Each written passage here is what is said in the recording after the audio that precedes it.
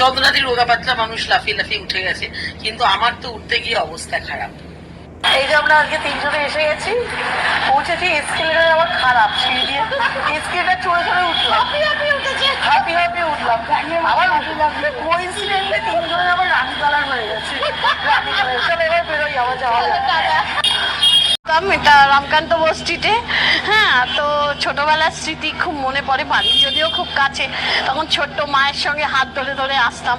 বলে না পুরোনো দিনের স্মৃতি কখনো মোছা যায় না, ওই অবস্থায় এখান দিয়ে যেতে গিয়ে তাই পায়েলকে বলছিলাম এখানে আমি সেন্ট পলসে পড়তাম। এবার আমার ভীষণ ভালো লেগেছে এখানে মায়ের মূর্তিটা। সেখানে আমরা মাকে দর্শন করে ছবি তুলতে তুলতেই হঠাৎ করে চুমকিদির হাজবেন্ডের সঙ্গে দেখা। সে জোর করে গোডাউনে নিয়ে গেল, আমাদেরকে জোর করে গোডাউনে নিয়ে আসলো। এখানে গোডাউন ভর্তি জিনিস, দেখুন খান ভর্তি। হ্যাঁ, আর চন্দ্রনাদি তো জাস্ট এসে দেখেই আরম্ভ করে দিয়েছে আমাকে লাল দিস, কালো দিস, নীল দিস, সবুজ দিস। হ্যাঁ, চন্দ্রনাদি বুঝতে পারছে কোনটা কোন কালারটা নেবে। হ্যাঁ, চুমকিদি ঘুরে ঘুরে সব দেখাচ্ছে আমাদেরকে।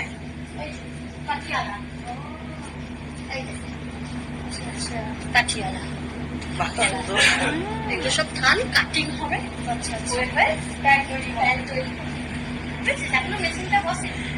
তাহলে মোটামুটি যারা অনেকেই ভাবে যে চুমকিদি অ্যাকচুয়ালি কি করে, চুমকিদি বলতে থাকে এটা ওটা সেটা। আজকে আমি ভিডিও দেখিয়ে দিলাম, এই যে থান ভর্তি, তার মানে যাদের মনে কোশ্চেন মার্ক আছে তারা একদম নির্দ্বিধায় চিন্তা দেখে নিলাম। পুরো এই ধানে ধানে ভর্তি ভর্তি ধান অলরেডি চলে গেছে আজকে, প্রচুর ধান। ওই যে বল দেখে নিলাম, পুরো এই ধানে ধানে ভর্তি ভর্তি ধান অলরেডি চলে গেছে আজকে, প্রচুর ধান। ওই যে বল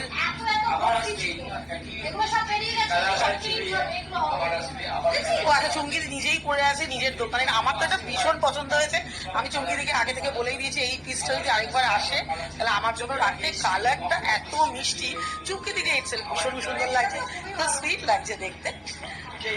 যাই হোক, আপাতত আমিও নিজের জন্য একটু ঠান ঠান পছন্দ করে নিই। রেড কালারটা তো আমার ভীষণ ভালো লাগছে, আর ব্ল্যাকের তো আমি সবসময় একদম জাস্ট রেডলি ফ্যান।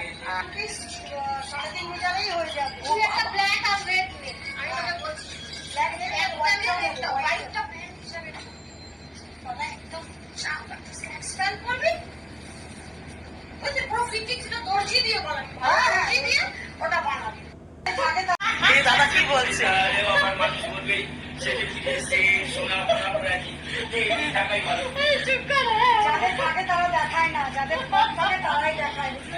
ব্যাস, চন্দ্রাদি বলে দিয়েছে, যাদের থাকে তারা দেখায় না। যারা বলে তারা কখনোই দেখায় না, যারা হঠাৎ করে বললো। দেখে নিলাম পুরো এই ধানে ধানে ভর্তি